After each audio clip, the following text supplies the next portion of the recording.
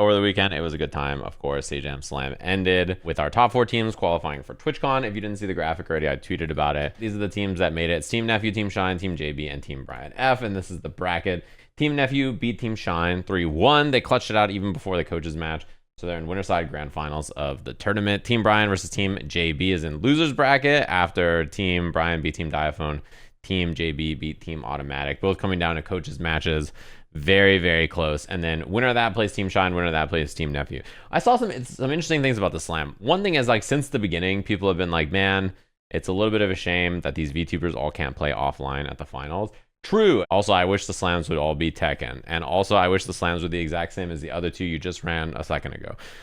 Listen, we already did 2 slams fully online, and we already did 2 slams fully Tekken. This was a different opportunity, right? We weren't going to run a slam this soon. We cranked out a couple of slams, then Evo happened, and it's bing, bang, boom. But Twitch and Capcom had this opportunity. And we were like, okay, well, we're going to do one later in the year anyway. This makes a lot of sense. Like, let's make this happen. Promoting the game over at Twitch and talking about how cool fighting games are and doing something cool on the TwitchCon stage.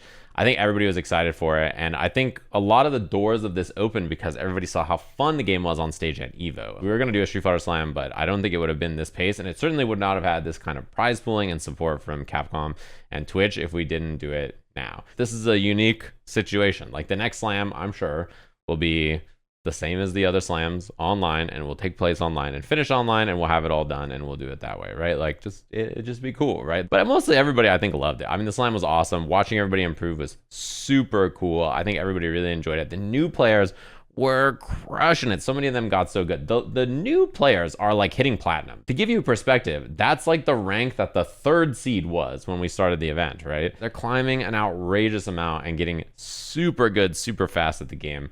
I'm like really, really, really impressed. I'm really impressed with the Saikuno level up to deal with Doki Bird, because Doki Bird was a menace, as you guys all saw, right? She was a menace on Modern Zangief. She went 5-0 in the second round robin, and then people made adjustments, right? Like, Saikuno figured out what he wanted to do. The other players in the beginner bracket figured out what they wanted to do.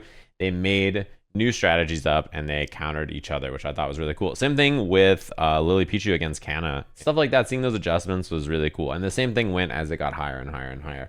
But to see even the newest players coming up with new ideas and strats that they were supposed to do was super cool. The top seeds were all awesome. All the master rank gamers were great. And everybody had a good time. A lot of people climbed to master during the event, which I thought was really cool. A lot of people just leveled up in general. Yeah, we asked about doing VTubers and remote and stuff. It's just not possible for TwitchCon. We need people on the stage. Logistically, we couldn't set it up. And that was something that we knew about. And there's only a few people where it matters for them. There's a couple of replacements. And basically, we just grabbed people from the other teams to send in and be their soldiers, their foot soldiers, to go in and get the job done. For Team Brian F, they can't have Doki Bird. Doki Bird's not coming. So Team Brian F's replacement is Saikuno. Yeah, why not Coney? So Coney is like diamond or master rank. As much as spamming why not Coney in all caps is really funny, this is an event, and we like using our brains here. So we normally try to make reasonable decisions based around that. That's why we did the thing we did. We swapped in someone who's another 1st seed from one of the other teams. But if you want to make an event that's worse and bad, I encourage you to make your own. Insert your name here, 2nd word that is the same letter that starts with it. Event, you know? You can go make the Bob Bash and make it a worse event. That'd be good. But for our event, we try to do a good job. And then the other swap that we have for Team Shine, obviously, Victoria Brightshield can't make it. And then for their 1st seed, Kana can't make it. So they scooped up in their place Team Automatic, basically. Team Shine now has Seratina as their 1st player. And then their 2nd slot, they have Cat Link. They'll be up there on the stage playing with Team Shine. So it should be a good one. Every single person really wanted to keep playing. So asking them to come play was like very easy. The only other thing that is in pencil, but we haven't figured out, is I know S-Fan's hands are exploding. I heard that he has like insane tendonitis or something right now, and I don't know how much he can play Street Fighter. We'll know about, oh my god, did you see Boot come running in? Do you see this guy kicking his feet down here?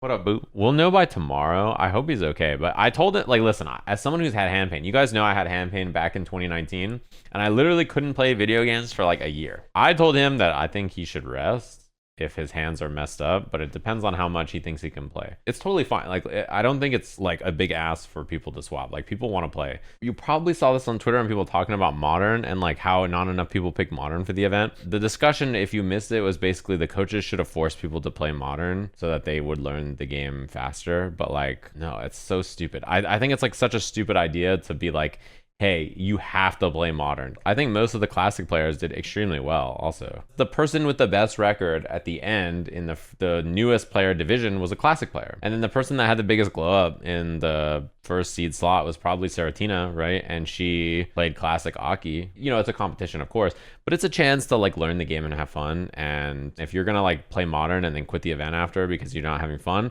or play classic and do worse in the event, or maybe you'll even do better, who knows, right? But play classic and then you'll continue to like Street Fighter and think it's cool. I would much rather you play classic and have a good time. So some people probably have some regrets about it, but I think a lot of people were happy they played classic. How would I know? I don't know anything about the slam. But as someone who is, you know, just a casual fan, a viewer, I don't think people got gaslit into not playing Modern. The only people I see talking about Modern in this way, by the way, are people who are not involved in the slam and people on Twitter who are like, I didn't watch, but the new players should have been forced to play Modern. The people who were not involved are more mad than anybody else. It's not making you guys look good. I like that everybody from the slam is flaming Giuna. That's how you know they're a real fighting game player. When you open up Twitter and you're like, what stupid ass shit did Giuna post today? That's part of the culture. Yeah, exactly. The big thing that people complained about was not, oh, I should have picked Modern or not. The thing that people were mad about were the viewers were being annoying. Fighting game players are trying to start a rhetoric that the people who played in the slam didn't have fun. So nonsensical. I'm like, are you guys just the stupidest people? Like, the fighting game players are doing it to themselves. The only thing they complain about is you guys. Guess what? Instead of yapping about them playing Modern or not, maybe you should just go yap at other people in chats for being annoying. Maybe you should Modern control one button reaction, tell someone in the chat to shut the fuck up. They'll just tell you things that are just not true. That is just wrong. And then you'll be like, hey, that thing you said, it's not like that. And they're like, oh, I was thinking of this. And you're like, it doesn't work like that either. And they're like, you know, you don't need to backseat them because they have coaches and stuff, right? Like, they literally have someone whose job it is to backseat them. If I had to give advice to the slammers, when someone backseats you, just say, pick it up with my coach. Because they're not going to go in Nephew's chat and be like, well, actually, let me tell you about... I mean, they might... Somebody came in Nephew's chat and then was like trying to like talk shit about the game or decision making or whatever. And then Nephew was like, what's your CFN? And then he watched his matches. And the guy was like, yeah, I literally lost and I didn't make a single mistake. And then Nephew counted like 27 mistakes in one round or something. He's like, look at how many right there. You missed this, you missed that, you did this wrong, you did that. Like, he audited the CFN receipts. I had the same thing with Plus R where they were a Testament player, which, if you guys don't know, Testament's a war crime character in that game. Insanely strong. Complaining about Soul, who's like mid tier in that game. And like, they're basically just like, Soul is so broken, you can't do anything about this block string or whatever. Like, it's so stupid. I just like went and tested it and immediately found like 7 responses to the thing that they said you couldn't do anything about. Anybody with the keyboard and like time to make an account can just lie on the internet about how fighting games work. And that person just like didn't believe it. They were just like, whatever, you're wrong. Because ratio plus the streets know you're smelly, but like they just didn't care.